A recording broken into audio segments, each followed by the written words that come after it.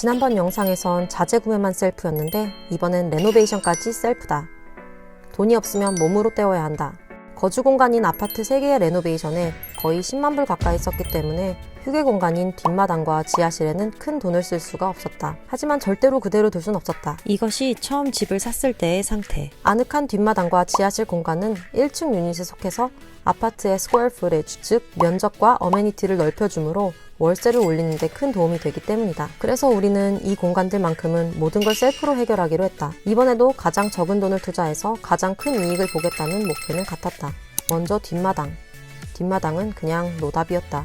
일단 가지보를 세워 아늑함을 더해보기로 했다. 허리케인에 날아가지 않을 철제 가지보를 선택해 데려왔고 조립은 우리의 영원한 친구 제이님께서 도와주셨다. 바베큐 그릴도 사다가 조명도 달아봤는데 아직도 휑하다.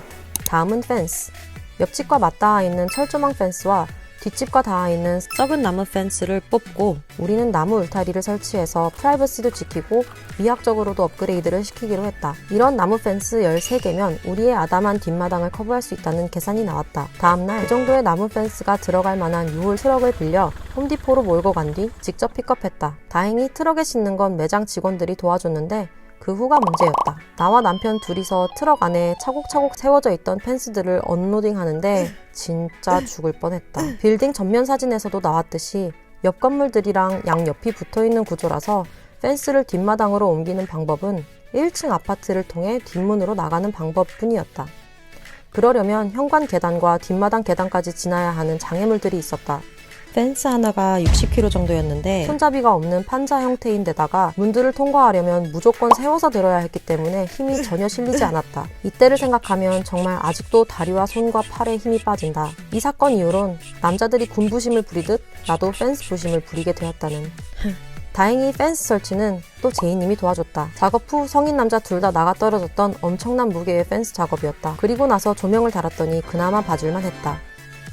마지막으로 바닥. 처음 빌딩을 샀을 때 가운데에만 콘크리트가 이상하게 깔려있고 양쪽은 그냥 흙이어서 바닥을 어떻게 할지 고민이 많았다. 많이 조사한 결과 결국은 싸고 관리가 쉬운 방법을 택했다. 발로 뛰어 알아본 결과 흰색 자갈 1톤이면 양쪽 흙바닥 면적을 커버할 수 있다는 계산이 나왔고 가격도 심지어 100불도 하지 않아서 바로 자갈 당첨!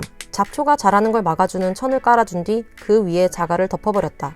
이때 자갈돌의 배달 방식에 큰 충격을 받았는데 뒷마당으로 통하는 길이 없었던 우리의 경우에는 집 앞 주차 공간에 덤프트럭이 와서 1톤의 자갈을 그냥 던져놓고 갔다. 1톤의 돌을 우리 둘이 옮기는 건 무리가 있다고 판단. 여기서는 인건비를 과감히 지출하게 된다. 인부 2명이 손잡이 달린 양동이로 1톤의 자갈들을 뒷마당으로 옮겨줬다. 그리하여 완성된 뒷마당. 지하실 또한 엄청난 메이크오버였는데 황폐했던 공간을 싹 블랙으로 페인트 칠한 후 한쪽 면엔 대형 포스터를 붙였다. 공간을 어떻게 채울까 고민하다가 직접 나무와 파이프를 구매해서 바 테이블을 만들기로 결정했다. 벽과 어울리는 검정색 페인트로 칠해서 한잔하고 싶은 분위기를 살려줬고 다른 쪽엔 소파를 놓고 빔 프로젝트를 달아서 휴게 공간으로 설계했다. 그렇게 완성된 지하실 휴게 공간.